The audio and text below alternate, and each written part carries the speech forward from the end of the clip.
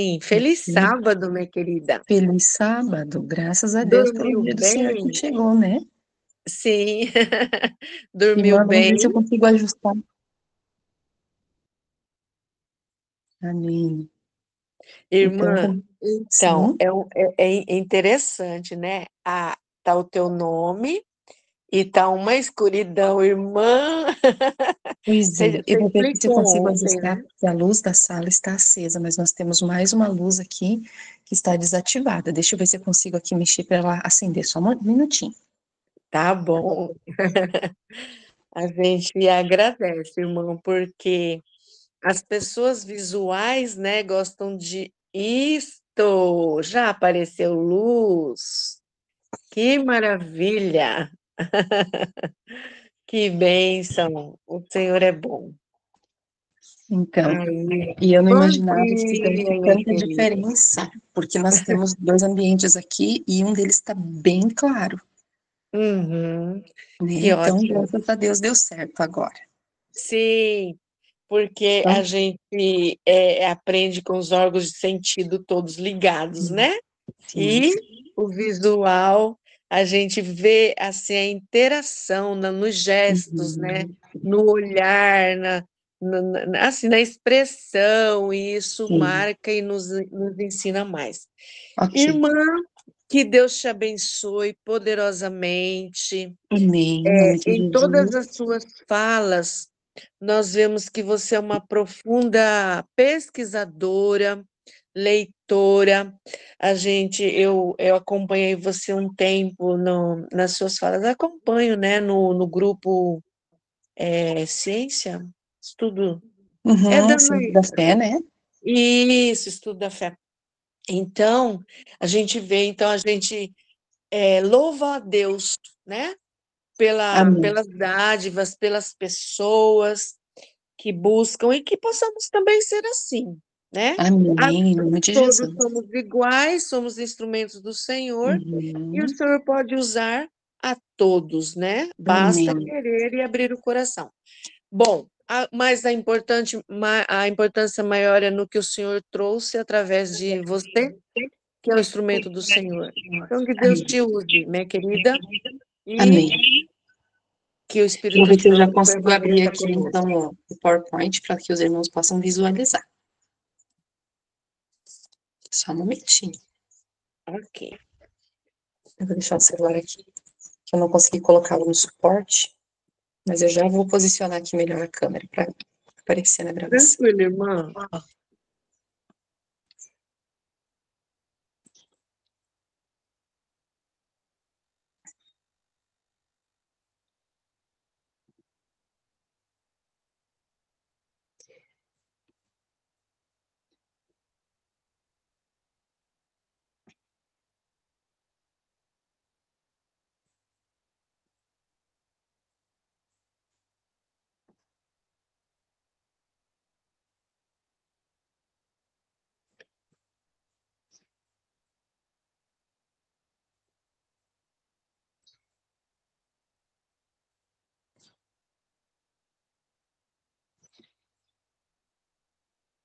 Ok. Agora vocês conseguem enxergar, né? Estão conseguindo acompanhar? Sim, sim, a grande orquestra. Sim.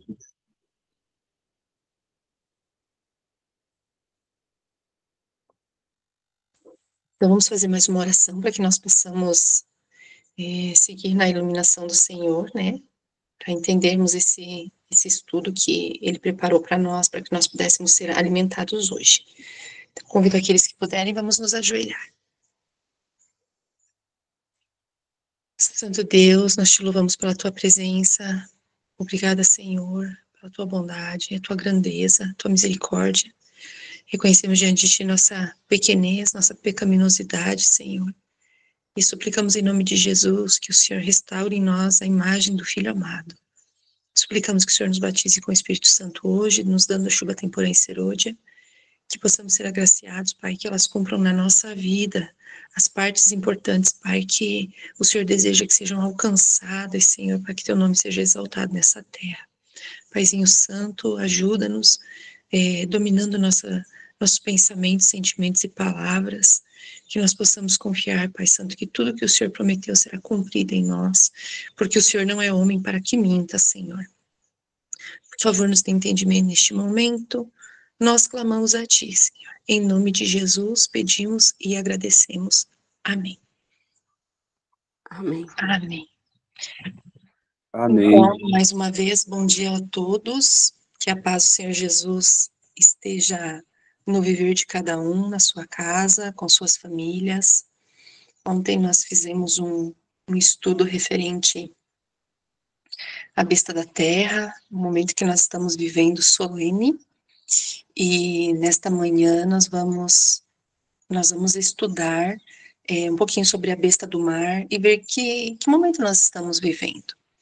A Escritura Sagrada nos diz que quando não há profecia, o povo se corrompe.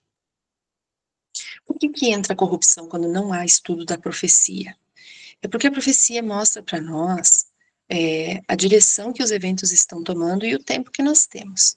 Embora nós não possamos marcar nem dia e nem hora para a volta de Jesus, a senhora White nos diz que é nosso dever conhecer o tempo. Então, o tempo é nosso dever conhecer. Vocês lembram de Israel, que não conheceu o tempo da sua visitação, e a sua casa foi deixada vazia. Então, quando nós não temos em vista e não nos esforçamos para suplicar a Deus entendimento sobre a Escritura, nós perdemos de vista o tempo que o Senhor está agindo. Então, meus irmãos, nós precisamos entender que Deus, ele é organizado. E tudo que ele faz com ordem e decência. Por isso que ele nos admoesta através de Paulo para que tudo seja feito com ordem e com decência. E nós percebemos que Deus ele age dentro do seu próprio tempo.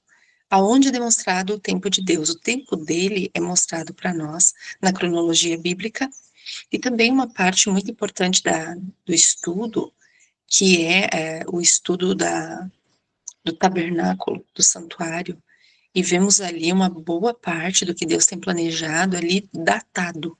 Então, Deus, ele age e a história comprova que os planos de Deus, eles são concretizados. Isso para nós é muito importante. Nós que vivemos no tempo do fim, também estamos dentro de um tempo organizado, onde o Espírito Santo está agindo. E nós não sabemos as datas, mas o Senhor sabe as datas nas quais ele vai agir.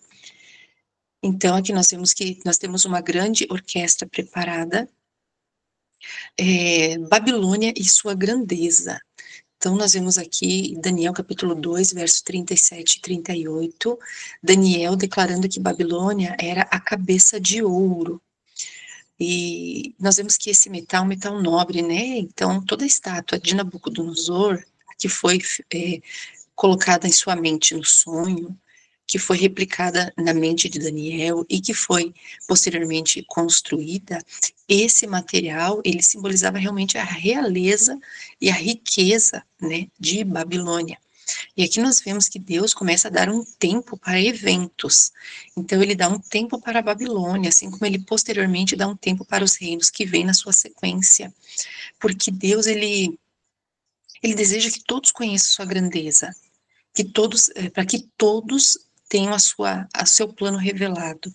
E quando encerra-se o tempo de uma nação, porque ela rejeitou a verdade, esse tempo é passado a outra nação que vem e a conquista. Então, a nação aqui que foi vista, a primeira nação que foi vista no sonho, foi a cabeça de ouro. Também em Daniel 7, verso 4, mostra que a Babilônia ela foi vista como um leão que tinha asas de águia. Então, esse segundo símbolo também mostra a realeza como o leão sendo o rei dos animais, né? E aqui mostra alguns fatos que aconteceram com o rei de Babilônia, né? Com o cabeça de Babilônia, que diz: enquanto eu olhava, foram-lhe arrancadas as asas, e foi levantado da terra e posto em pé como um homem, e foi-lhe dado um coração de homem. Então, aqui mencionando o período que Nabucodonosor, ele ficou como um animal do campo, né? Ali fala que passou 7 tempos sobre Nabucodonosor. E nós percebemos que Deus, ele agiu em favor para que ele recuperasse a sua mentalidade, né? A sua varonilidade, sua capacidade de decisão. E o leão, né, como rei dos animais, e a águia como rei dos pássaros, representavam adequadamente o Império Babilônico no apogeu da sua glória. Então, aqui essas duas características, né, a aparência do leão com asas da águia. E a gente vê que também a águia é um animal, né, uma ave extremamente rápida. Então, mostra que o avanço babilônico em direção a todas as partes do mundo, né? Então, Daniel 2, no verso 31, começa falando para nós aqui a respeito do sonho e diz a Escritura: Tu, ó rei, viste e observaste uma grande imagem. Esta grande imagem, cujo brilho era excelente, estava diante de ti, e a sua forma era terrível. A cabeça dessa imagem era de ouro fino, e o seu seio e seus braços de prata, e o seu ventre e suas coxas de bronze, suas pernas de ferro, seus pés parte de ferro e parte de barro. E o verso 36 é a interpretação. Este é o sonho, e nós revelaremos a sua interpretação diante do rei. Tu, ó rei, é um rei de reis, pois o Deus do céu concedeu-te um reino, poder e força e glória. E onde quer que os filhos dos homens habitem, os animais do campo e as aves do céu, ele as deu em tua mão, e fez de ti o governador sobre todos. Tu és a cabeça de ouro. Então, a grande revelação, né, para um sonho que o rei teve, esqueceu-se do sonho e exigia que fosse revelado então o sonho e a sua interpretação. E foi declarado que nenhum ser humano poderia fazer isso. E quando Daniel esteve à frente do rei, é, ele foi tentado, né? A primeira tentação de Daniel foi exatamente a mesma dinâmica de Jesus, que veio a tentação no apetite. Então, Daniel e seus amigos, primeiramente, foram tentados no apetite. Essa é a primeira tentação, porque enfraquece a mente e o corpo, né? Deixando um espaço maior para que Satanás possa agir. Mas esse momento da interpretação do sonho foi o momento da presunção, né? Então, essa é a dinâmica, veio a questão do apetite, a presunção e a adoração. E quando o rei diz a Daniel, né, que só ele pode interpretar o sonho, ele diz assim: Eu não, mas eu tenho um Deus que pode. Então, tanto José no Egito quanto Daniel, eles dão exatamente a mesma resposta, né? E dessa forma, eles não caem na segunda tentação, que é a presunção. Muitas vezes, nós que estamos fazendo parte, né, desse grupo de verdade presente, nós, por aprendermos, sermos conscientizados e moldados pelo Espírito Santo, nós já podemos resistir às tentações do apetite. O Espírito Santo já faz isso em nós. Mas muitas vezes, porque a nossa carne não está morta, nós somos tentados na segunda tentação, que é a presunção. A presunção de achar que alguma coisa não aconteceria se nós não estivéssemos ali, se nós não fizéssemos, se nós não nos doássemos. E, na verdade, nós não somos indispensáveis. Cada um de nós que não exercer a sua parte no Evangelho será substituído por outro que fará. Então, aqui Daniel não se sentiu indispensável, mas ele sabia que indispensável era o Senhor, o revelador de sonhos e visões. O Senhor, sim, é indispensável. Então, nos diz aqui, profetas e reis, as palavras, tu és a cabeça de ouro, de Daniel 2,38, tinham feito profunda impressão no espírito do rei. Os sábios de seu reino, tirando vantagem disso e do seu retorno à idolatria, propuseram-lhe que fizesse uma imagem semelhante àquela vista em seu sonho, e a erguesse em lugar onde todos pudessem contemplar a cabeça de ouro, que tinha sido interpretada como representando o seu reino. Lisonjeando-se com a aduladora sugestão, ele se determinou levá-la a efeito, indo mesmo além. Em lugar de reproduzir a imagem como tinha visto, ele cederia original. Em sua imagem não seria desigual em valor da cabeça aos pés, mas seria inteiramente de ouro, símbolo que representava a Babilônia como um reino eterno, indestrutível, todo-poderoso que haveria de quebrar em pedaços todos os outros reinos, permanecendo para sempre. Então aqui nós vemos que, por causa da vaidade e da presunção, que foi acariciado pelos seus servos, então Nabucodonosor toma essa decisão de sim, de fazer uma imagem que fosse vista, que pudesse ser símbolo da sua grandeza, da grandeza de Babilônia, e só que esse reino seria eterno. Só que nós sabemos pelo final de Daniel 2,38 que o único reino eterno é aquele que será estabelecido pelo nosso Senhor. Então, mais ou menos, nós teríamos uma imagem nessa proporção diante das pessoas. Uma grande imagem de ouro, símbolo do poderio babilônico. Obviamente, essa imagem não é real, ela foi desenhada, mas seria mais ou menos essa a proporção diante das pessoas que estariam ali para a inauguração da estátua. As medidas da estátua trazem mensagens importantes para nós, né? Então, o número 600 da numerologia babilônica corresponde a todos os deuses babilônicos. O número 6 da numerologia babilônica representa o deus menor, o número 60 representa o deus maior. Como todos os deuses babilônicos, desde o 6 representando o menor até o 60 representando o maior, tem-se 600, que é somado 6 e 60 mais 600, que dá o 666. Então, vocês vejam que pelas medidas que foram passadas, né, que ela deveria ter 6 côvados de base e 60 de altura, nós vemos que esse número é um número significativo, porque representa algo assim mais profundo que a gente pode imaginar. Gostaria que os irmãos abrissem em João 6,66, para que nós pudéssemos ver o que o apóstolo do Senhor revela sobre este número, que ele mesmo diz em Apocalipse que é número de homem. Então, João 6, capítulo 66, qual é a mensagem que nosso irmão João deixou para nós, né? Referente a esse verso. Sim, João 6,66. Por causa disso, muitos dos seus discípulos voltaram para trás e não andaram mais com ele. Então, João diz que em Apocalipse que esse é o número de homem, e João, no 6º capítulo, no verso 66, embora nos seus dias a Bíblia não fosse dividida em capítulos e versos, na divisão aconteceu, com certeza, pela vontade do Senhor, que esse capítulo e esse verso 6,66 revela para nós que aqueles que voltam atrás, eles estão encaixados aqui nessa descrição. Então, eu não vejo isso como uma coincidência, mas como um planejamento minucioso daquilo que o grande Deus deseja revelar a nós, né?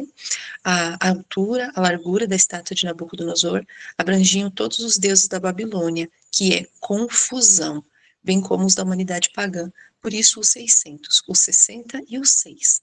E Nabucodonosor bem sabia dominar de forma bestial, com extrema crueldade, destruindo civilizações, deportando e submetendo. Então, embora Deus tenha permitido Nabucodonosor chegar a esse poderio, a essa altura em Babilônia, o espírito que dominava a mente do rei não era um espírito celestial. Então, nós vemos que em Babilônia existiam muitos objetos, inclusive o peitoral de seus sacerdotes, né? Eles eram feitos diferentes do peitoral do sumo sacerdote de Israel, que continha as pedras, que cada uma representava uma tribo, né? O peitoral do sacerdote, o sumo sacerdote babilônico, ele tinha números, e somando em qualquer direção, a gente obteria o número 666. É bem interessante, porque para eles isso tinha grande significância, né? Profetas e reis, das grandes reservas de seu tesouro, Nabucodonosor mandou que se fizesse uma grande imagem de ouro no seu aspecto geral, semelhante à que tinha sido vista em visão, salvo no que respeitava ao material que ia ser composta. Acostumados como estavam a magnificentes representações de suas divindades pagãs, os caldeus nunca antes haviam produzido coisa mais imponente e majestosa que esta resplandente estátua de 60 côvados de altura e 6 de largura. Não é de se surpreender que, numa terra onde a idolatria era culto prevalecentemente universal, a imagem bela e sem preço, erguida no campo de Dura, representando a glória de Babilônia e sua magnificência e poder, fosse consagrada como objeto de adoração. Então, não era somente uma demonstração, mas um objeto de adoração. Em plena concordância com isso, foi feita a provisão, tendo sido expedido um decreto de que no dia da dedicação todos mostrassem sua suprema lealdade ao poder babilônico, curvando-se diante da imagem. Então, nós vemos aqui que foi erguida essa estátua colossal, monumental. Eu imagino num dia de sol como ficava a aparência da estátua, né? Era realmente gloriosa, era para impactar os sentidos do povo. E Daniel 3 a gente vê aqui que existe agora um convite um convite para essa consagração. Era uma reunião que não era simplesmente uma reunião política, mas tinha políticos. Não era somente uma região religiosa, mas tinha religiosos, né? E aqui mostra para nós alguns detalhes do que estavam acontecendo ali, e nós precisamos, assim, ter em nossa mente que a Bíblia não é estática. Então, esses fatos, esses acontecimentos, eles não estão presos ao passado, mas eles são um modelo daquilo que acontecerá num futuro próximo para nós. Então, o rei Nabucodonosor fez reunirem-se os príncipes, os governadores, os capitães, os juízes, os tesoureiros, os conselheiros, os magistrados e todos os governantes das províncias, para a consagração da imagem que o rei Nabucodonosor erguera. Então, os príncipes, os governadores e capitães, os juízes, os tesoureiros, conselheiros, magistrados e todos os governantes das províncias reuniram-se para a consagração da imagem que o rei Nabucodonosor havia erguido, e eles se puseram diante da imagem que Nabucodonosor tinha erguido. Então, nós vemos uma repetição de pessoas, né, com seus cargos, que ali estariam para participarem daquela consagração e também daquela adoração, visto que a estátua foi feita para isso, né, para ser adorada. E nós percebemos que muitas pessoas importantes ali estavam.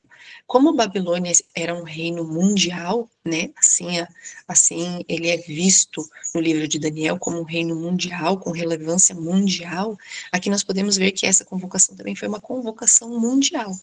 Então, do mundo conhecido, que foi dominado por Babilônia, foi feita uma convocação geral para que se estivessem presentes. Mas se a gente trouxesse para os nossos dias hoje, quem seriam essas pessoas que estariam presentes? Bom, primeiramente os herdeiros do trono, assim, né, os descendentes de Nabucodonosor, os presidentes, os governadores, os prefeitos, os senadores, o exército, todo o poder legislativo, judiciário e os banqueiros. Então, nós vemos que se nós trouxermos para hoje, seria mais ou menos essas pessoas que aqui estariam presentes nessa consagração dessa estátua. E nós percebemos atualmente, né, com a posse desse presidente atual dos Estados Unidos, Donald Trump, que na sua posse, embora o frio estivesse muito intenso, uma temperatura negativa, tanto que não pode ser feito ao ar livre, mas nós percebemos que as pessoas de renome, as mais importantes de cada uma de suas áreas, políticos e sábios em geral, todos estavam presentes lá para reconhecimento, né? Aqui nós temos dois textos de Manuscript Elises, volume 14, né, que fala para nós um pouco dessa reunião.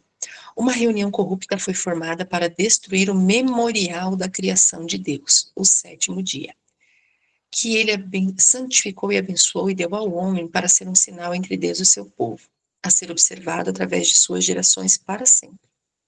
Está chegando um período em que todos tomarão partido entre o sábado do quarto mandamento, que o Senhor santificou e abençoou, e o sábado expuro instituído pelo homem do pecado. Um sábado idílico foi estabelecido, assim como a imagem de ouro foi erguida nas planícies de Dura. E assim como Nabucodonosor, o rei da Babilônia, emitiu um decreto segundo a qual todos os que não se curvassem e adorassem essa imagem deveriam ser mortos, assim será feita uma proclamação de que todos que não reverenciarem a instituição dominical serão punidos com prisão e morte. Assim o sábado do Senhor é pisoteado, mas o Senhor declarou: ai dos que decretam decretos injustos e escrevem agravos que prescrevem. Isaías 10, verso 1, também citando Sofonias. Nós vemos aqui que existe um paralelo para essa estátua. Por isso que eu disse que a profecia ela não é estática. E ela é um prenúncio daquilo que vai acontecer no futuro. Então, nós vemos que, da mesma forma com que ela foi erigida pelo trabalho de muitos, ela foi feita com muito esforço, com muito gasto, houve muito investimento, foi algo que as pessoas não tinham visto ainda, que foi realizado. Assim, o sábado será erigido. Então, numa e noutra situação, a intenção de Satanás é sempre apagar o divino, é sempre apagar a divindade. Então, nós vemos que os homens agem por presunção, por vaidade, mas existe sempre um propósito por trás disso, um propósito satânico. Todos os que exaltam e adoram o sábado idólatra, um dia que Deus não abençoou, ajudam o diabo e seus anjos com todo o poder de sua habilidade dada por Deus, a qual eles perverteram para um uso errado. Então se tornam contribuinte do inimigo de Deus.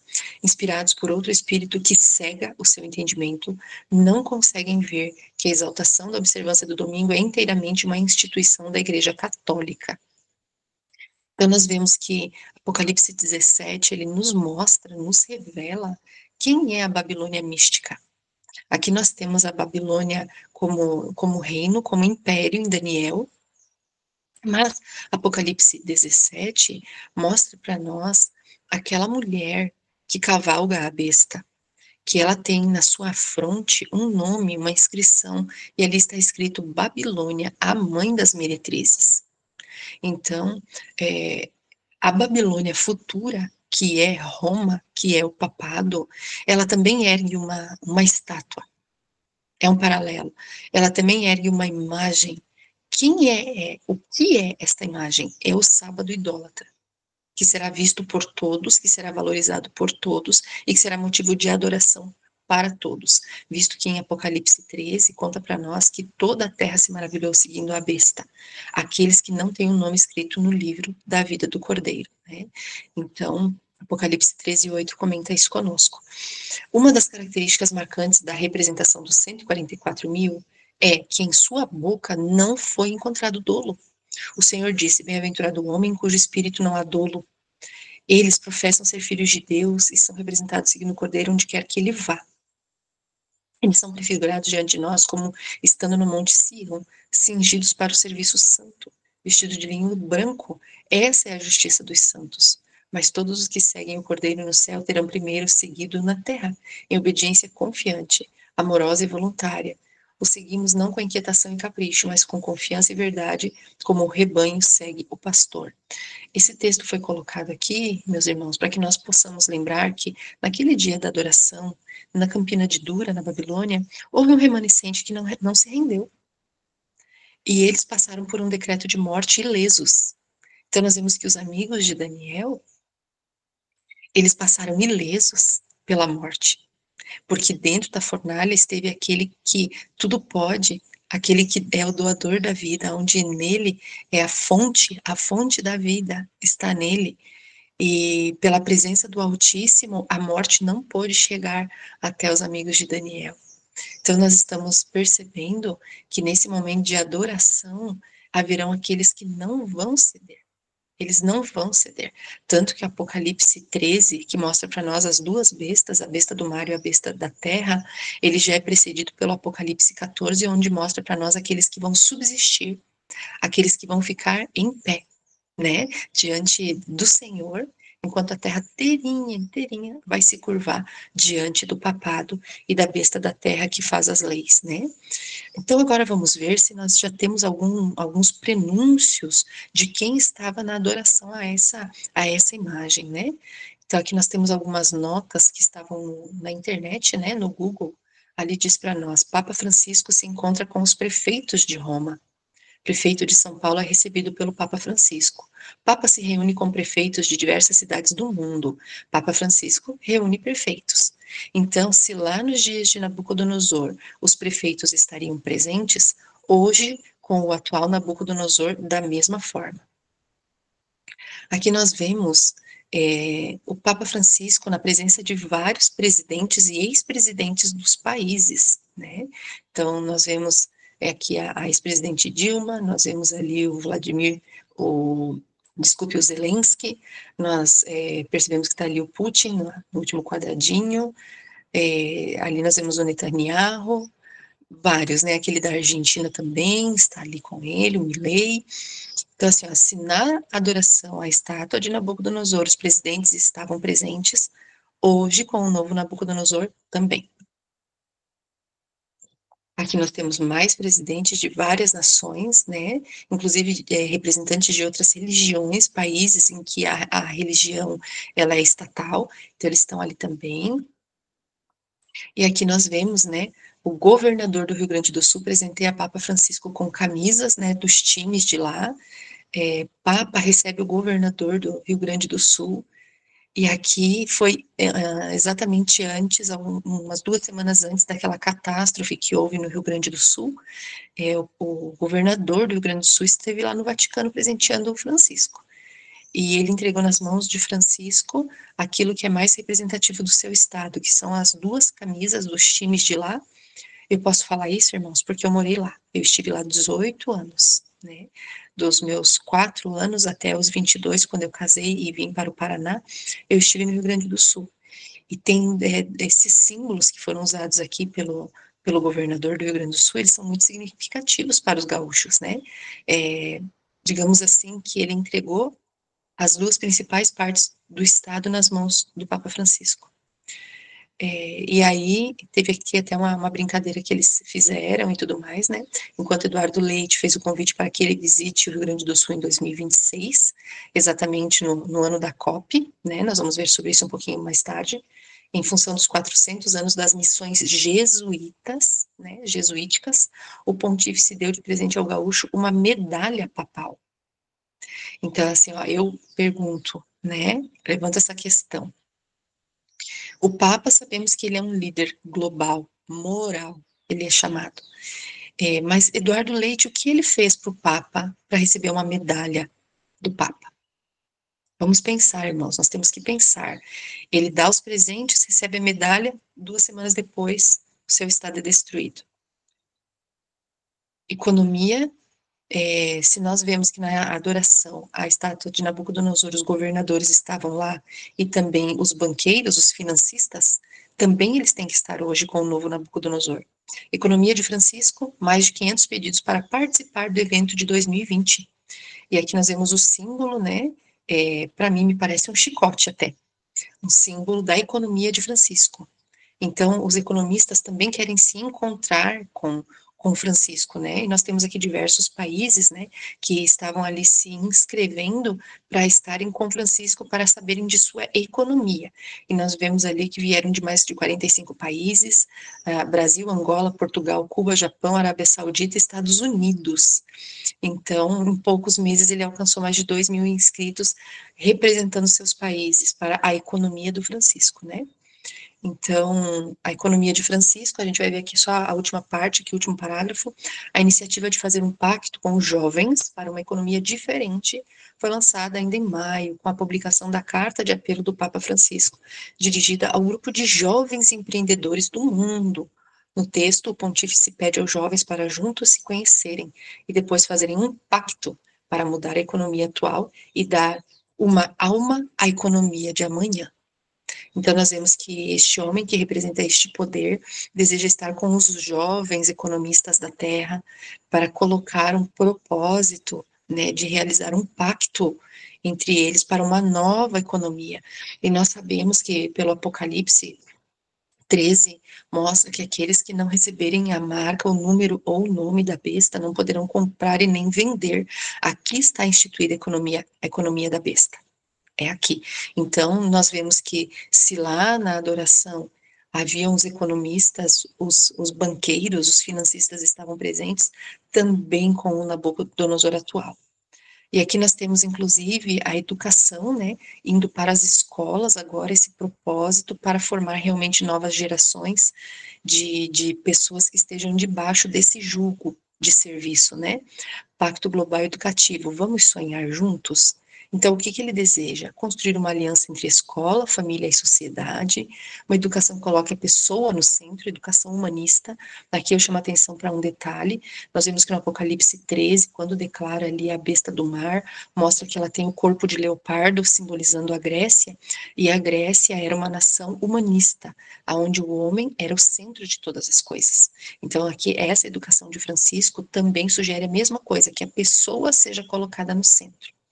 Uma educação que gere compromisso comunitário, então você é envolvido com sua comunidade para o bem comum, né? Essa é uma expressão muito usada pelo Vaticano já há muito tempo, né? O bem comum, a casa comum, então a gente todos têm que estar envolvidos com essa questão. Educação comprometida com o diálogo e a paz, educação comprometida com a economia solidária, então aqui já envolvendo mais uma vez, né, a questão da paz, Vamos manter a paz. Eu não falo do que eu creio, você também não fala do que você crê. Nós vamos ter uma crença comum para manter a paz. Vamos ter uma economia comum também, né? A gente sabe muito a respeito, muito bem que haverá uma renda básica universal, onde as pessoas receberão o suficiente apenas para não morrerem de fome, né? Isso já vai ser introduzido nas escolas. E uma educação comprometida com a ecologia integral. Então, aqui a parte de proteção da Mãe Terra, da Gaia, né? Esse é o objetivo do Vaticano, né? E aqui fala para nós Pacto Educativo Global. Então, aqui já são apresentados instrumentos para que ele seja colocado em prática.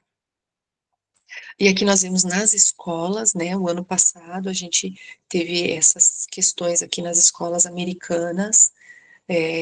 Alguns estados, agora já são muito mais estados que estão pedindo a questão dos 10 mandamentos nas escolas públicas, né?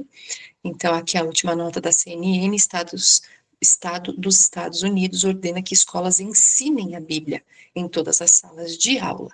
Então, a gente vê um pacto pela educação e algo já mudando nas escolas, né? Aqui colocando a exibição dos 10 mandamentos e já logo depois um outro decreto, né? Uma outra lei que diz que agora eles têm que ensinar a Bíblia. Então, nós conseguimos ver bem claramente os passos sendo dados, né? Aqui nós vemos também aqueles grandes da terra, né? Os poderosos da terra, também indo ao Papa, né? Então, a gente vê aqui o pessoal da tecnologia, a gente vê tanto o pessoal do Facebook, que hoje é dono do Instagram, do WhatsApp, né? Então, a comunicação, que diz que é criptografada, né? Que ninguém vai saber o que está escrito ali. Ninguém, menos aqueles que têm que saber, né? Que são os que estão coordenando isso tudo. E aqui a gente vê o pessoal do Google também, e a gente não pode esquecer também hoje do braço direito do Trump, né? Que é o Elon Musk. Ele representando a Starlink, né, internet via satélite, representando a Tesla, representando o transhumanismo também, né, muito interessante. E aqui nós vemos um outro líder também, né, de sistemas também de inteligência artificial, que foi também ao Vaticano, e aqui não poderia deixar de estar a família, então, de Donald Trump no seu primeiro mandato. Agora, então, nós vemos que se todos esses importantes da Terra estavam, né, as pessoas importantes da Terra estavam presentes diante da estátua de Nabucodonosor, esses também estão diante de Francisco. Agora, nós vemos aqui os juízes, né, Papa a juízes, reparar violações de direitos e preservar. Que nós vemos também o Copagil Brasil, discurso do Papa Francisco no encontro com juízes e juízas comprometidas com o tráfico de seres humanos. Aqui a penúltima, Papa pede a juízes argentinos que Estado garanta justiça. E em 2016, 2024, as datas, né? 2024 tem duas aqui, notas bem recentes, e discurso do Papa Francisco no encontro com juízes. Então, vocês vejam que os poderes da Terra realmente estão subjugados a ele, né? Aqui nós vemos esse último G7 que aconteceu na Itália, bem lá onde tem o berço da besta do mar, né? E nós vemos aqui todas as maiores autoridades, todas as maiores autoridades receberam Francisco, né? Nós vemos aqui uma imagem, ele falando a todos os líderes, né? Ele de pé, unicamente ele de branco, isso é interessante notar, porque é um símbolo da santidade, né? E aqui nós vemos ele cabeça com o então presidente dos Estados Unidos, que representava essa outra nação, cabeça com cabeça, mostrando que os dois têm um só pensamento, né? Eles estão unidos no mesmo propósito. Então, com que os reis da terra se prostituíram, os habitantes da terra se embriagaram com o vinho de sua prostituição. Então, nós vemos que o mundo sendo representados, né, através de seus líderes, o mundo está seguindo a besta. Obviamente que isso vai ficar muito mais claro com a parte de legislações que vão vir, que serão aceitas, né, pelos países, né. Aqui nós vemos agora a indicação dele sobre a pandemia, Então, em 2021, Papa Francisco e Papa Emérito Bento XVI recebem vacina. Papa Francisco e Bento XVI recebem vacina contra o Covid. Então, eles agora, como um modelo global, moral, eles dão um exemplo, né, do que deve ser feito. E ali o Instituto Unicinos sempre tem muitas notícias sobre as rotinas papais, né? Papa se une às elites globais para planejar o mundo pós-Covid. O que é que Papa Francisco, sendo um líder religioso, tem a ver com o mundo pós-Covid? E aí, Apocalipse 18, 23, né, menciona para nós, também jamais em ti brilhará luz de candeia, nem voz de noiva ou de noiva, jamais em ti se ouvirá, pois os teus mercadores foram os grandes da terra, porque todas as nações foram seduzidas pela sua feitiçaria. Então, por trás de todo esse sistema econômico, religioso que está se armando, político, pelo sistema de saúde, tudo, tudo está sendo estabelecido pela vontade de Roma e pela permissão de Deus. E aqui nós vemos que o mundo inteiro, então, foi seduzido pela sua feitiçaria. Aqui nós vemos a repetição, né, em Daniel 3:5, 3:15, 3:10, quando fala a respeito dos instrumentos. Daniel 3:5, quando ouvirdes, dava um tempo para então entrar na adoração. Quando ouvirdes o som da buzina, da flauta, da harpa, da sambuca, do saltério, da gaita de foles, de toda espécie de música, prostrar-vos-eis e adorareis a estátua de ouro que o rei Nabucodonosor tem levantado. Então havia um momento exato onde eles deveriam então se prostrar e adorar. Então, era quando fosse ouvido o som dos instrumentos. E aqui nós vemos, né, que em cada um desses versos existe a presença de 6 instrumentos. Como o próprio autor do livro de Daniel, inspirado pelo Espírito Santo, repete isso por 3 vezes. Então, nós temos 6 instrumentos em Daniel 3:5. A repetição em Daniel 3:10, 6 instrumentos. Daniel 3:15, 6 instrumentos. Que somando ali, né, posicionando um ao lado do outro, nós temos exatamente o número 666, lembrando que Apocalipse diz que é número de homem que teima em não prosseguir para a perfeição, pois o 7 é o número da perfeição do Senhor, 7 são as notas musicais, 7 são as cores do arco-íris, 7 são os dias da semana, 7 são as igrejas do Apocalipse, 7 são as trombetas que tocaram no passado e que podem de forma global voltar a tocar ainda.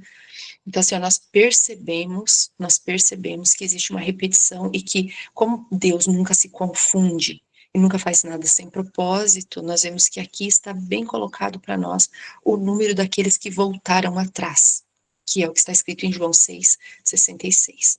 Durante a pandemia, eu recebi um texto que me chamou muita atenção, eu gostaria de ler para vocês, que vocês tivessem um pouquinho de paciência, meus irmãos, mas que vocês analisassem o raciocínio da pessoa que fez esse texto. Diz assim para nós: os seus comerciantes foram os mais poderosos do mundo e todas as nações foram enganadas pela sua feitiçaria. Apocalipse 18:23. Em 2020, a democracia entrou em colapso em todo o mundo. Os próprios reguladores governamentais de saúde e empresas de mídia em quem todos confiavam como defensores da liberdade, saúde, democracia e direitos civis, pareciam girar coletivamente em um ataque certeiro contra a liberdade de expressão e as liberdades pessoais. Então, olha só, fala que as pessoas no mundo todo confiam em algumas pessoas, em alguns órgãos, em alguns setores da sociedade. Quais são? Reguladores governamentais de saúde e empresas de mídia. Então, vocês vejam que anos atrás, irmãos, a família que não tinha TV, por exemplo, ao final do dia, a família se reunia para conversar. E isso normalmente acontecia ao redor da mesa da família, ali na refeição, a família conversava com os filhos, os pais aprendiam, os pais ensinavam para os filhos algumas lições que eles tinham aprendido com os seus próprios pais e avós. Os filhos ouviam os pais, aprendiam, lembravam de coisas feitas na infância, conversavam, davam risada. Então, o centro da família era aquela mesa onde as famílias se reuniam, certo? Posteriormente, com a vinda da televisão, o centro da família era a TV. Então agora ninguém mais podia falar na hora do programa de TV, ninguém mais, mas todos ainda continuavam juntos para assistir o mesmo programa. Com o aumento da renda familiar, cada um passou a ter a sua própria TV no seu cômodo, no seu quarto.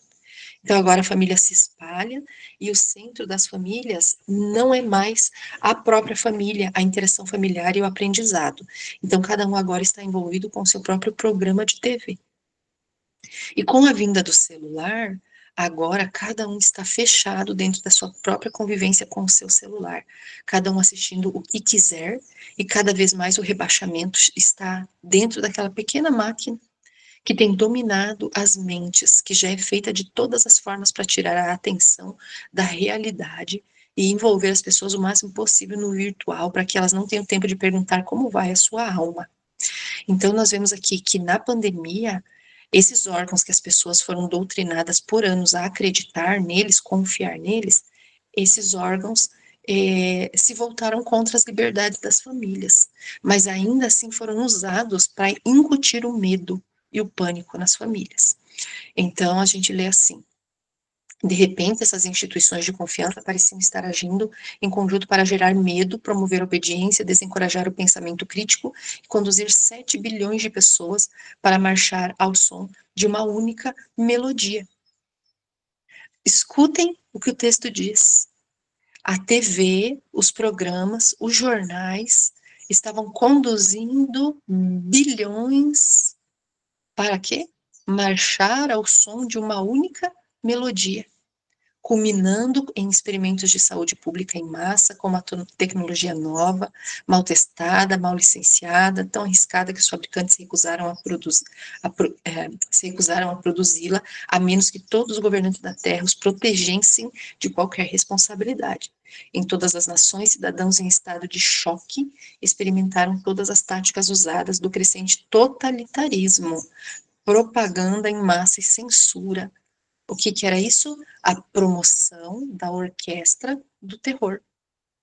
A manipulação da ciência, a supressão do debate, a difamação da dissidência, o uso da força para prevenir o protesto, os objetores da consciência que resistiram a essas intervenções indesejáveis, experimentais e de responsabilidade zero, enfrentaram o quê?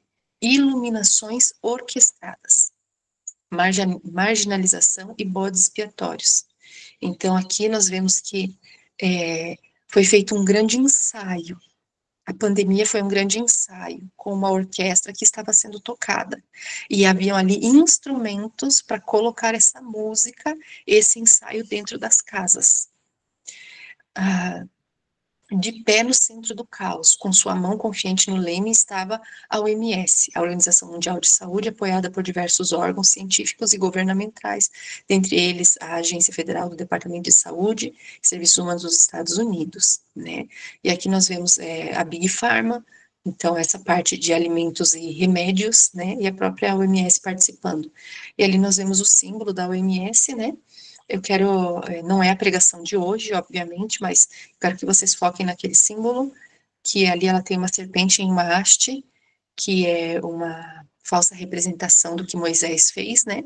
Colocando a serpente na haste de bronze, que foi a ordem de Deus para aqueles que foram picados pelas serpentes abrasadoras, estavam morrendo.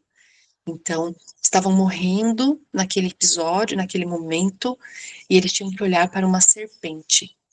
E na pandemia, como foi um ato global, as pessoas também que estavam morrendo ou que estavam sob ameaça de morte pelo vírus, também deveriam olhar agora para essa serpente.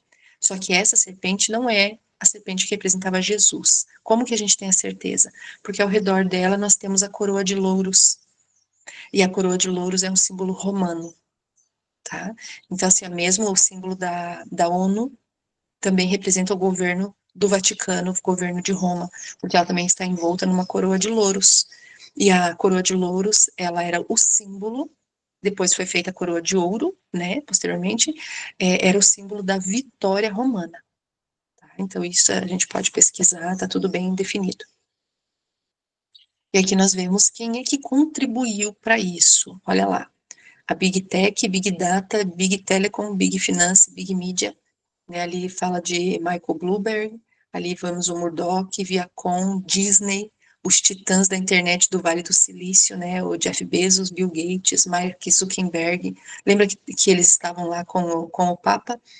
Então, várias pessoas ali que eram do Vale do Silício, onde é feito as tecnologias, né? Então, nós vemos que esses foram utilizados, se posicionaram para trazer o caos, o medo para o povo. Então, aqui nós vemos na terceira linha antes do fim, né? A Fundação Johns Hopkins também, né? Estava envolvida, então, a parte de saúde, financiado por Bill Gates, usou a pandemia Covid para alcançar 2 anos de transformação digital em 2 meses.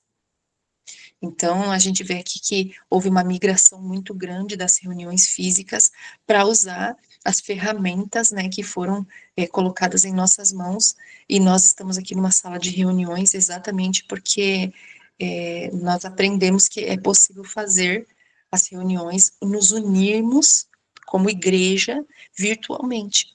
E isso houve grande destaque durante a pandemia, né? Então, nós vemos aqui o que mais que foi acelerado, né? A questão da rede 5G, reconhecimento facial, biométrico, infraestrutura de rastreamento, que eles, seus parceiros, né, de governo e agências de inteligência podem usar para minar e monetizar nossos dados, suprimir ainda mais a dissidência, obrigar a obediência a ditames arbitrários, administrar a raiva que surge quando uns poucos finalmente acordam para o fato de que essa gangue fora da lei roubou nossa democracia, né? E aqui, um pouquinho mais abaixo, falando de Babilônia, a grande confusão, o grande engano que iria acontecer um pouco antes da volta de Cristo, né? Também a profecia bíblica prediz. Então, a gente vê que tudo isso foi sendo colocado para que as pessoas fossem obrigadas a se sujeitar a uma ordem, né?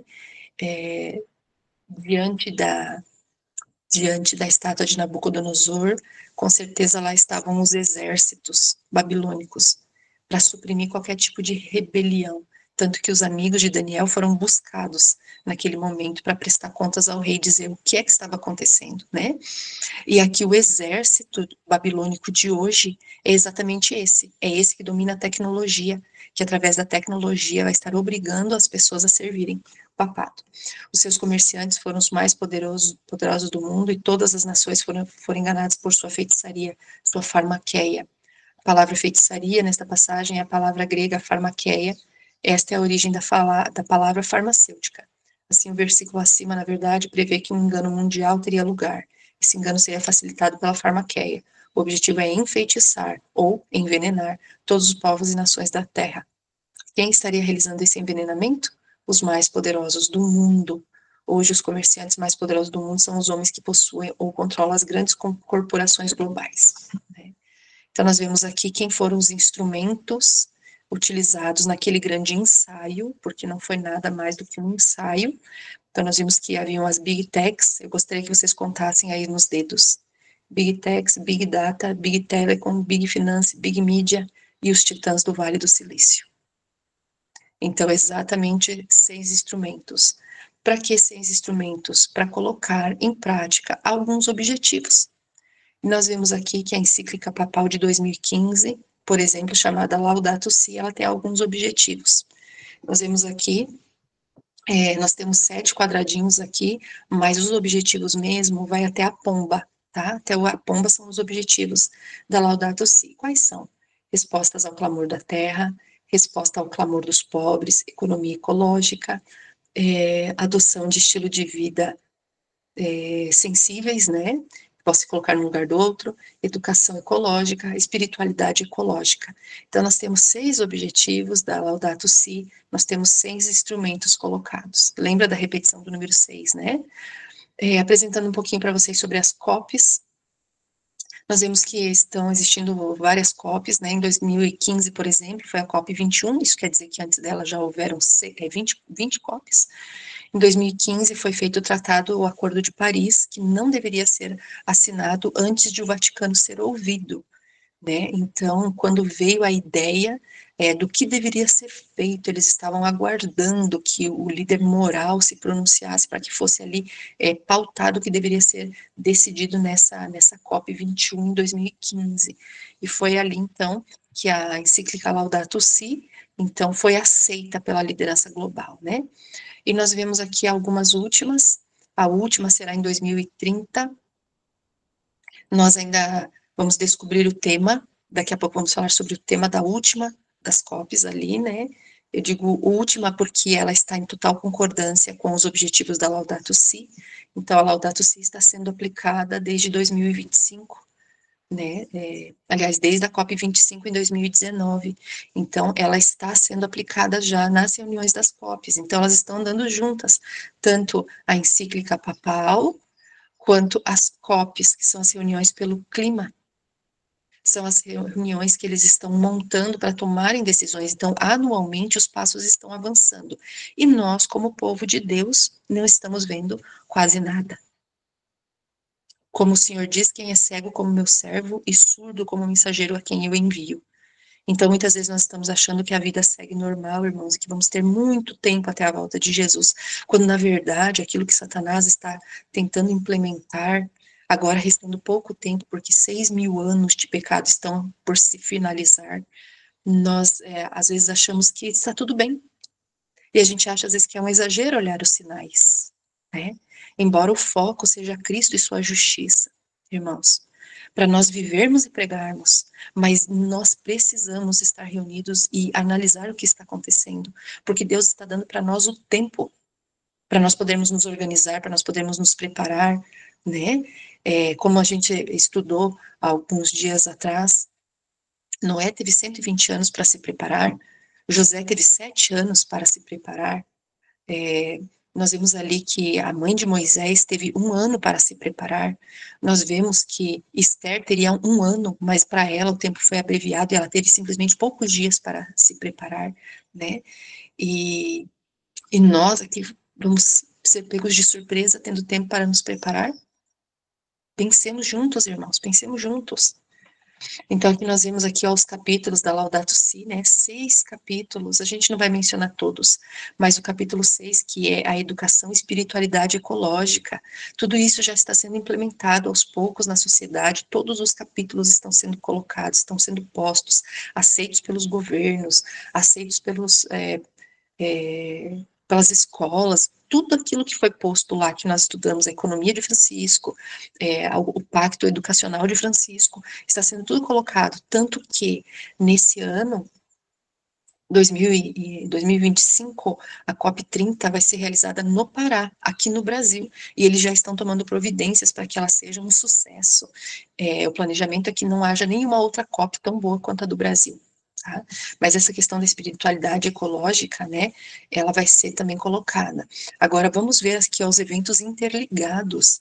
A gente está estudando que na Campina de Dura houve uma orquestra. Nós lemos naquele texto, que eu nem sei quem foi que montou aquele texto, falando que ali estava existindo uma sinfonia, uma música que estava sendo colocada para as pessoas, um ritmo. E aqui nós vemos no YouTube, existe esse canal chamado Verbo Filmes, que apresenta a Laudato Si, o Evangelho da Criação. Eu gostaria que vocês somente observassem o que está escrito na descrição. Tudo está interligado. Esta é a tônica da sinfonia escrita pelo Papa Francisco. A encíclica Laudato Si, louvado seja. Aqui, este precioso documento é apresentado e comentado por especialistas de diversas áreas do conhecimento e de diferentes tradições religiosas. Laudato Si, que ela é uma sinfonia, irmãos, ela é uma declaração de amor pelo planeta Terra e um compreensível tratado, um pacto, sobre os mais variados temas que envolvem o cuidado de nossa casa comum. Então, irmãos, aqui nós estamos vendo que as pessoas que idealizam a Laudato Si, elas mesmas dizem que essa é uma sinfonia. Mas uma sinfonia, ela precisa ser tocada por instrumentos. E nós acabamos de ver que ali são mencionados 6 instrumentos. na Campina de Dura tocando. E nós vimos ali que na pandemia foram usados 6 instrumentos que tocaram e deram o ritmo às pessoas. Então, nós estamos vendo que a profecia bíblica, ela vai ficando cada vez mais clara. E aqui nós temos o documento oficial do Vaticano, que mostra para nós o primeiro ponto, Laudato Si. Louvado seja meu Senhor, cantava São Francisco de Assis. Por que que hoje o Mário Bergoglio, que esse é o nome do Papa, Jorge Mário Bergoglio, por que é que ele assumiu para si o nome de Papa Francisco? Por que que ele assumiu esse título? Porque Papa Francisco cuidava da criação, né? Para Francisco de Assis cuidava da criação. E aqui o que é que Francisco de Assis cantava? Louvado seja o meu Senhor. Então, Laudato Si. A Laudato Si, ela está completamente arraigada na doutrina católica de proteção à casa comum, ao meio ambiente.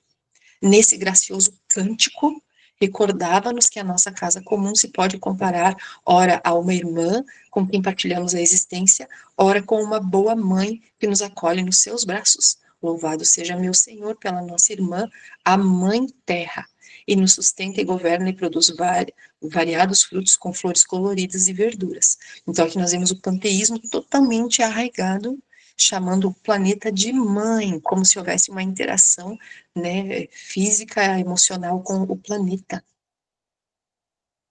O Brasil já respira os ares da 30ª Conferência das Nações Unidas sobre Mudança do Clima, COP30, que será realizado de 10 a 21 de novembro de 2025 em Belém, no Pará, no coração da Amazônia.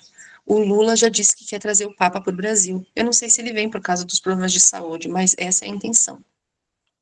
Agora, assim, qual é o foco do 6º capítulo da Laudato Si? O foco é o descanso.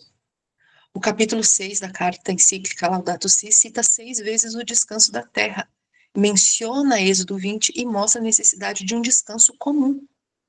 Então, aqui coloquei a palavra descanso e puxei no PDF da encíclica.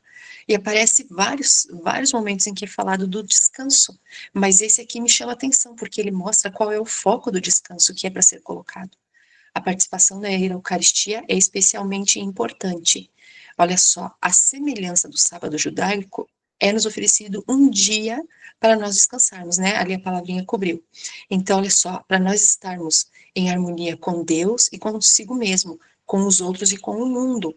O domingo é o dia da ressurreição, o primeiro dia da nova criação, que tem as suas primícias na humanidade ressuscitada do Senhor, garantia da transfiguração final de toda a realidade criada.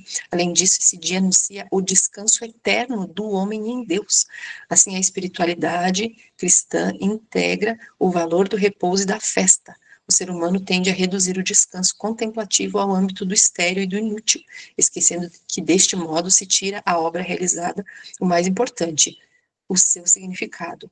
Na nossa atividade, somos chamados a incluir uma dimensão receptativa e gratuita, o que é diferente da simples inatividade. Trata-se de outra maneira de agir, que pertence à nossa essência. Então, eles estão falando aqui que nesse dia é um dia de nós estarmos religados com Deus. Não é um dia para as coisas efêmeras dessa vida, mas um dia para nós estarmos religados a Deus. Agora, religados como? Através da Eucaristia. Então, a Eucaristia, para quem já foi católico como eu já fui, a Eucaristia é aquela cerimônia onde é distribuído o pão sem fermento, que para nós hoje é uma representação do corpo de Cristo, mas que eles afirmam que é o corpo de Cristo, onde todos participam daquele corpo. Em que ocasião? Que é a mais solene? Na missa de domingo. Na missa do primeiro dia da semana. Então, eles estão relacionando o descanso, que está na encíclica, sendo citado 6 vezes, mencionando o descanso, mencionando o êxodo, está sendo, então, aqui entrelaçado com a participação da missa e da Eucaristia. E essa encíclica, eu vi o comentário de um líder católico, que essa encíclica ela é diferente de todas as outras que já foram escritas pelos papas, porque essa é uma encíclica que não é só para a Igreja Católica, mas é uma encíclica que é para o mundo todo. Com infalível precisão, o Ser infinito ainda mantém, por assim dizer, uma conta com todas as nações. Enquanto sua misericórdia se oferece com convite ao arrependimento, esta conta permanecerá aberta. Quando, porém, os algarismos atingirem o certo total que Deus fixou, começa o ministério de sua ira. Então, quando mais uma vez a lei de Deus for tocada, irmãos, nós vamos ver que chegou o tempo das operações maravilhosas, então, de Satanás, mas também chegou o tempo da obra estranha de Deus. Estranha para ele porque Deus é amor, mas Deus agirá e demonstrará toda a sua ira contra o pecado. Mostra para nós que está sendo contabilizado nos livros dos céus tudo que as nações têm se dado a fazer contra Deus. A forma sorrateira com que muitos têm se posicionado contra a verdade e daqui para frente ainda mais. Então, assim, se as nações está sendo contabilizado o que elas estão realizando, irmãos, para nós também está sendo contabilizado em nossa vida individual, tudo que estamos fazendo e tudo que estamos deixando de fazer. Então, nós precisamos realmente atentar para o tempo solene que nós estamos vivendo, porque, como eu mencionei ontem, é como se Deus estivesse dizendo para nós: cava na parede, eu vou te mostrar.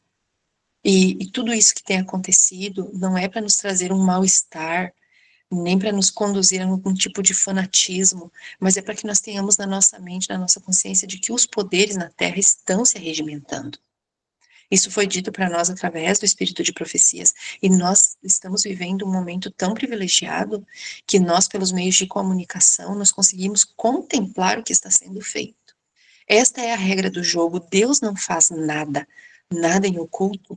Tudo é revelado através de seus profetas para que seus filhos se preparem. Mas o inimigo de Deus, ele também tem que revelar o que ele está fazendo. Porque os dele estão se preparando e assim nós conseguimos identificar o que está sendo feito e em que momento nós estamos vivendo. Nós não podemos esquecer que sem profecia o povo se corrompe. Deus não perdeu tempo deixando o livro de Daniel para nós, deixando o livro de Apocalipse para nós. O Sr. White diz que os capítulos 4 e 5 de Apocalipse devem ser estudados agora. Por que será? Então, irmãos, nós precisamos, é como num prato de almoço. Nós vemos ali que nós temos as saladas, nós temos os crus, nós temos variedades, precisamos cuidar com a mistura para que não fermente. Depois nós temos o alimento quente em variedade, colorido, e nós nos alimentamos um pouco de cada coisa, certo? Um pouco de cada alimento. Não misturamos líquidos para não enfraquecer a nossa digestão, para que a gente possa digerir o que está sendo comido, e a nossa alimentação, cada vez que a gente come, a variedade que Deus deixou para nós, é um símbolo do que nós temos que estudar. Nós temos muitos temas para estudar na Bíblia e no Espírito de Profecias. E nós podemos estudar um pouco de cada, sem que haja entre eles competição, cuidando com as misturas para que não fermente na nossa mente. Então, Deus deu para nós variedade de tema. Nesse final de semana, nessa sexta e sábado, nós estamos estudando profecia. Olha que bênção.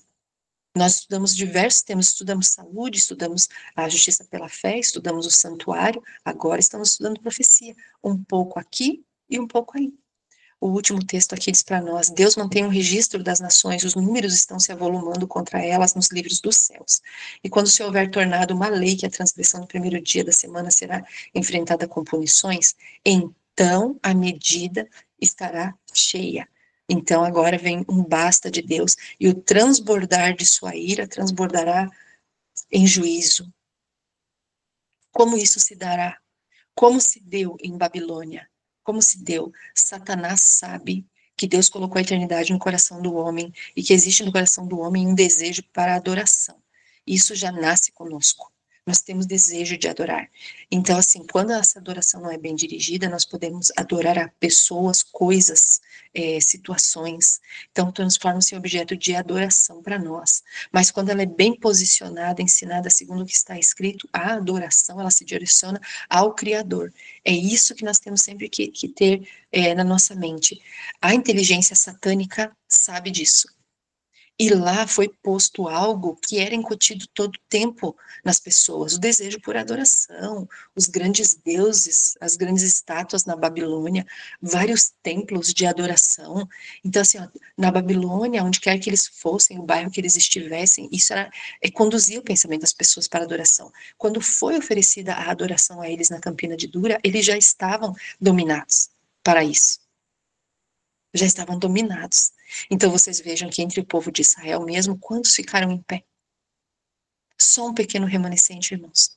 Só um pequeno remanescente. Mesmo os de Israel foram doutrinados para a adoração pagã. Então aqui nos nossos dias não será diferente. Veja lá. A fim de se fazerem populares e conquistarem a simpatia do povo, os legisladores hão de ceder ao desejo deste. É um desejo do povo a adoração, ao desejo deste de obter leis dominicais, por um decreto que visará impor uma instituição papal em contraposição à lei de Deus.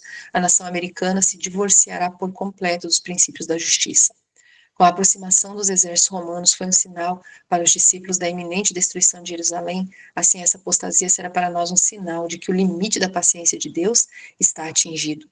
Quando for invalidada a lei de Deus e a apostasia se tornar um pecado nacional, o Senhor agirá em favor de seu povo.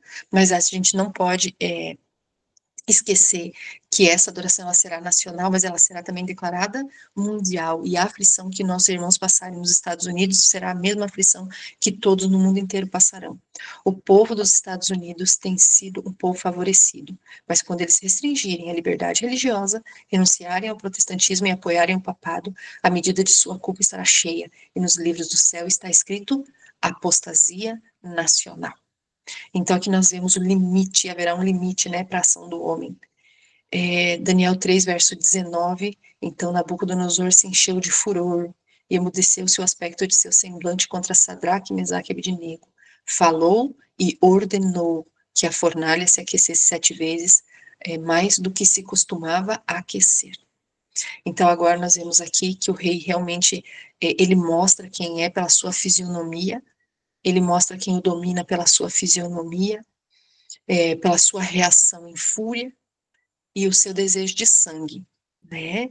Então a gente vê que contra aquela minoria, né? Sadraque, Mesaque e Abednego, apenas 3, irmãos, apenas 3. Então a gente vê que contra aquela minoria agora irrompe a ira, né? E deu-se a ordem para que se aquecesse 7 vezes mais a fornalha. Como que nós vamos sobreviver a isso? Porque Sadraque, Mesaque e Abednego sobreviveram à fornalha de fogo, pela presença do Altíssimo.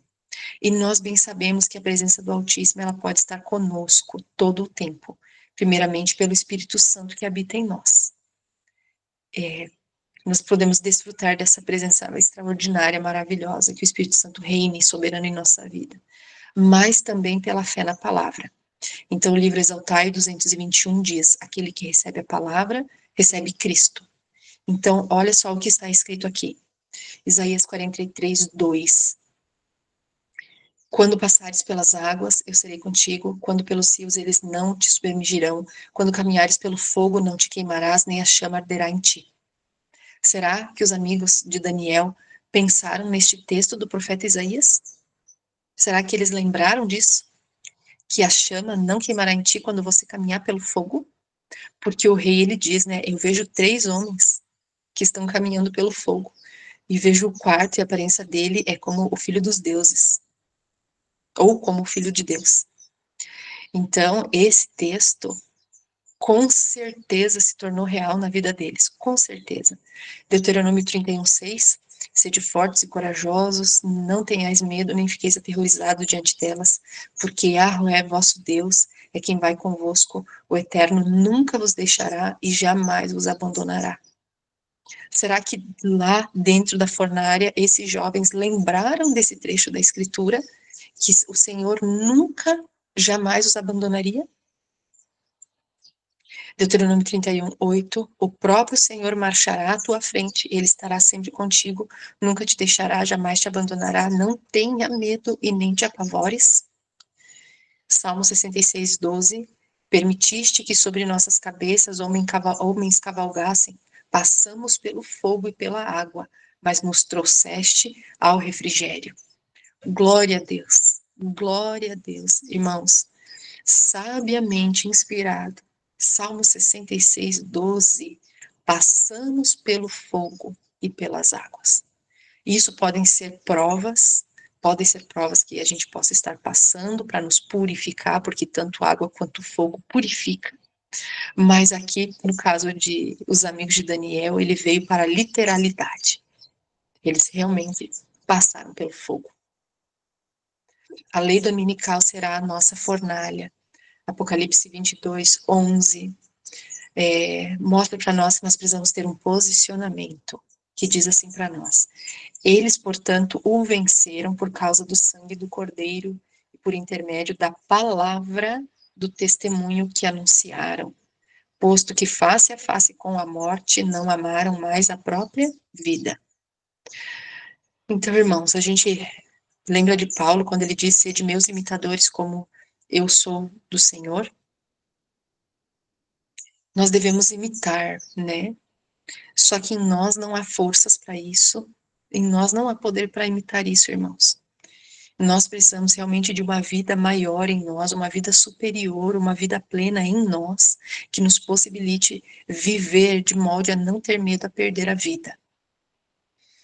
Então, a partir do momento que nós rendermos a vontade a Deus, ele começa esse processo em nós. Então, por que que Deus provê, irmãos, para nós? Olha que coisa extraordinária o amor do Senhor. Ele deixa escrito para nós, né, que nós somos mais importantes que os passarinhos que não têm celeiros. Aí ele diz para nós que os lírios do campo foram vestidos com vestes muito superiores às de Salomão, né? Ele fala que Jesus não tinha onde recostar a cabeça, mas ele fala para nós que nós podemos estar abrigados debaixo das asas do Altíssimo. Por que que Deus faz isso, irmãos? Para que nós não tenhamos medo de perder a vida pela fome, pela falta de vestuário, pela falta de abrigo. Então, quando ele diz para nós não temas, e João diz assim, o verdadeiro amor lança fora todo o medo, Deus, ele nos dá provas de que ele está conosco todo o tempo.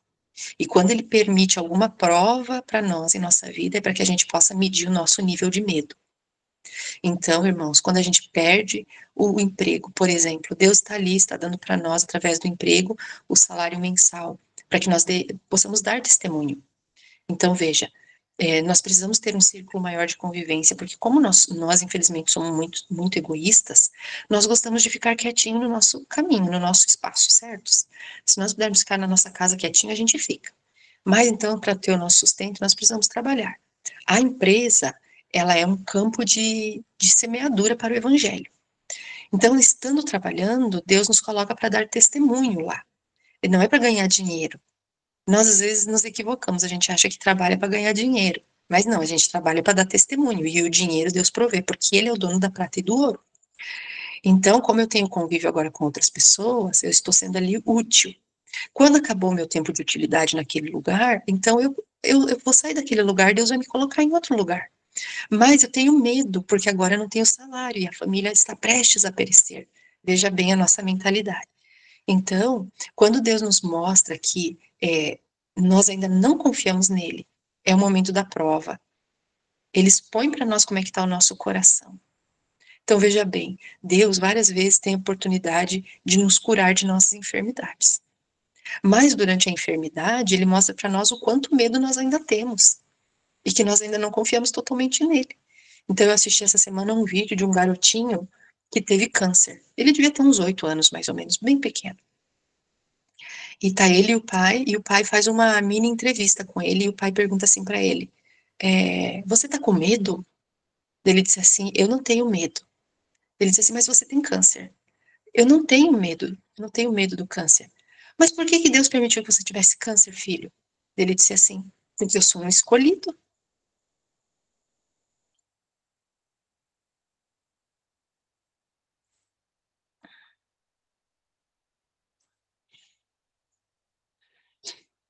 O garotinho disse assim, eu sou escolhido, pai.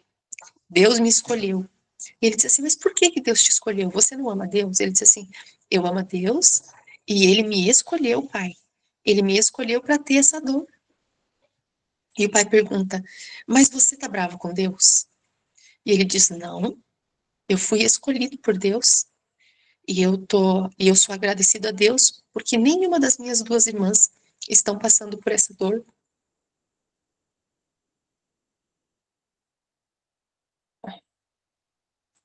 Nenhuma das minhas irmãs estão passando por essa dor.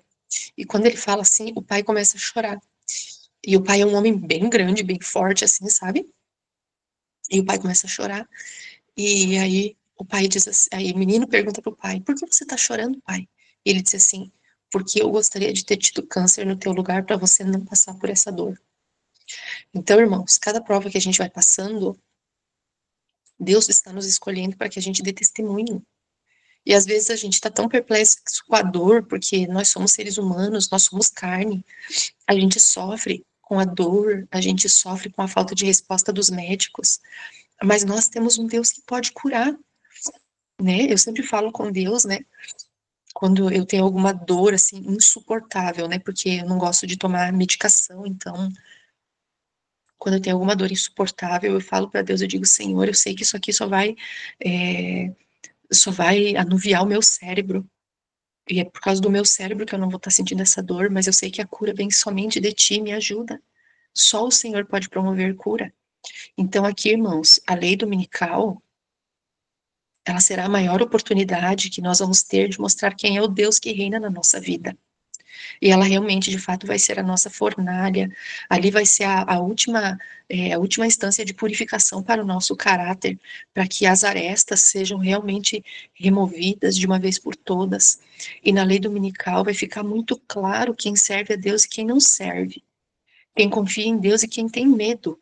Então nós temos que pedir a Deus que nos ajude e que no momento certo, se for para nós vivermos até o fim como 144 mil, ou se for para nós descansarmos no Senhor, que Deus nos ajude, que nós possamos viver para a glória dele e que a gente não ame a nossa própria vida, mais do que nada.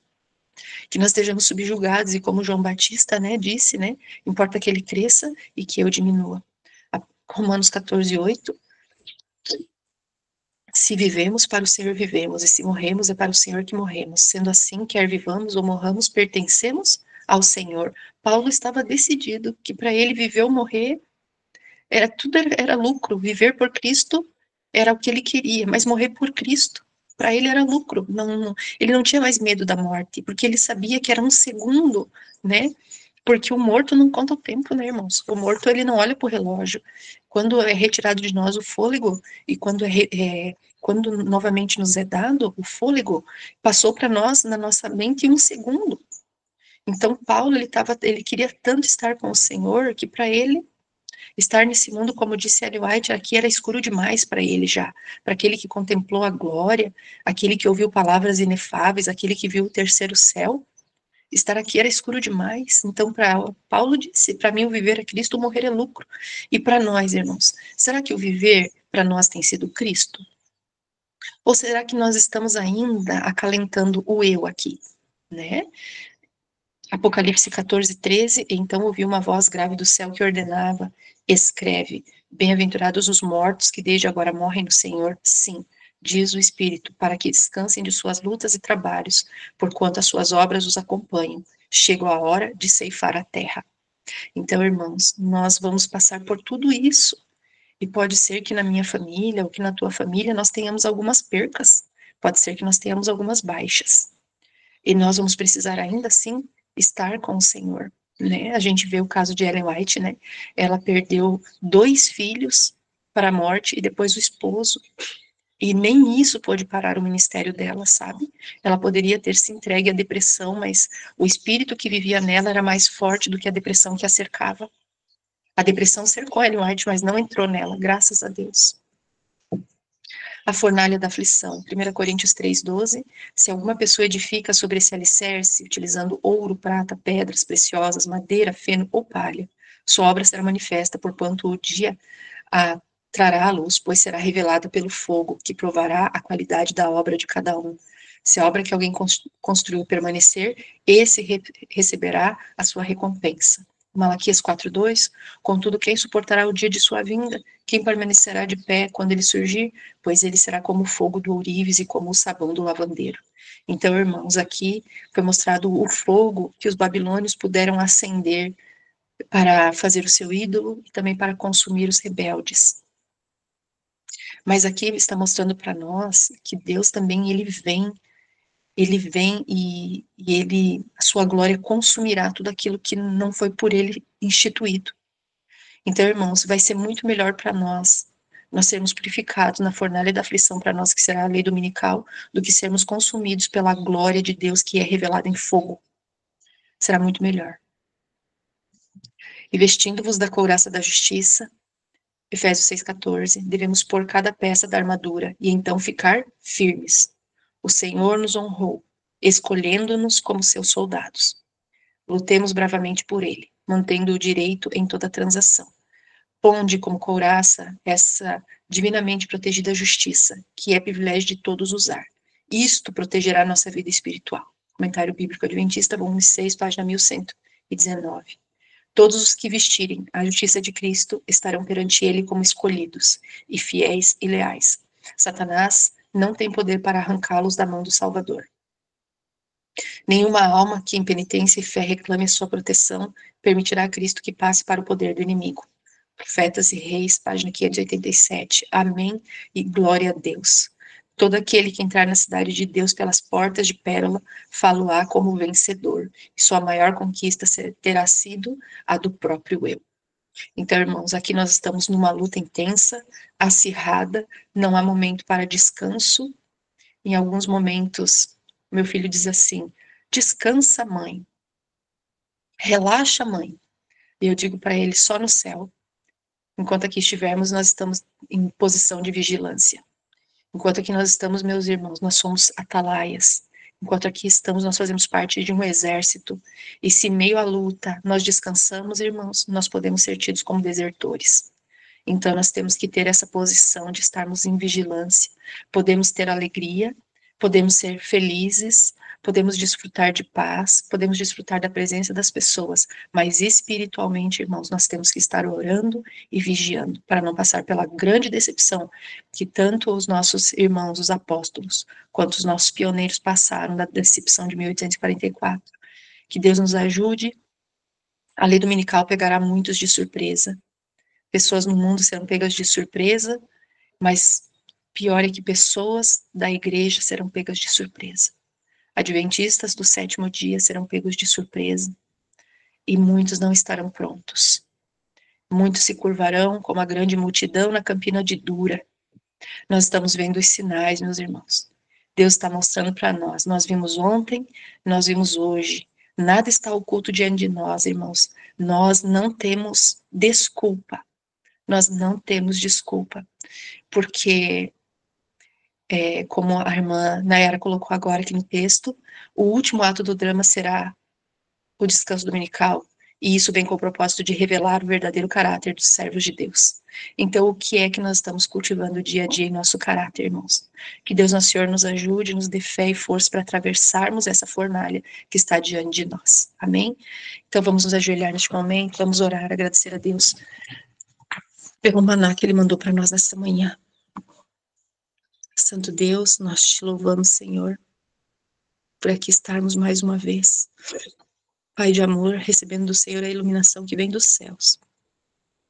Gratos somos, Senhor, por termos esse banquete, Pai, na Bíblia e no espírito de profecias que o Senhor forneceu a nós, por nos ajudar a cavar na parede e ver o que há atrás dela, Pai, vendo os fatos, vendo os acontecimentos, e assim, Senhor, termos uma noção do tempo que estamos vivendo. Paizinho querido, nós te louvamos, Senhor, por tudo que o Senhor é e por tudo que o Senhor faz. Nos ajude, Senhor, a estarmos preparados, como aquele garotinho que eu mencionei agora, Senhor. O Senhor nos escolheu para este momento, que aos olhos de muitos será um momento de dor, será um momento de luta, será um momento de aflição, Senhor, porque nós seremos odiados por todos, perderemos toda a proteção do Estado, todos os direitos civis serão negados, mas nós podemos confiar e contar com aquele que sustenta todos os mundos até agora. Nada escapa das tuas mãos, Senhor. Obrigado porque o Senhor afirma que nós somos como a menina dos teus olhos. E o Senhor nos protege, Pai. Obrigado, Senhor, porque o Senhor diz que ninguém pode nos arrebatar das suas mãos. Obrigado, Senhor, porque nós temos a promessa de que um dia nós vamos poder estar contigo e perguntar para ti, que feridas são estas nas tuas mãos? E esse foi o preço pago, Senhor, pela vida de cada um de nós. Ó Deus, nos ajuda a não termos medo. Ajuda-nos a lançar fora todo medo pelo verdadeiro amor que frutifica em nosso coração, pela presença do Espírito Santo. Por favor, meu Deus, nos ajuda que naquele momento que nós estivermos como pombas pelos montes, que o nosso pão e a nossa água seja certa. E que mesmo neste momento o Senhor mostre, Pai, que o Senhor é conosco e que todos os dias o Senhor estaria com aqueles que estivessem vivendo por Ti, Senhor. Nos ajude a não amar a nossa própria vida, que sejamos instrumentos para o Senhor e que possamos ser úteis na Tua obra. Livra-nos de todo o mal e das perplexidades que virão. Não, Senhor Deus, para que não a vivamos, mas que possamos suportá-las e sermos vitoriosos em Teu nome, pelo Teu poder e presença em nós, para que a Sua vida seja mostrada através de vasos tão simples como nós. Em nome de Jesus nós oramos a Ti. Amém.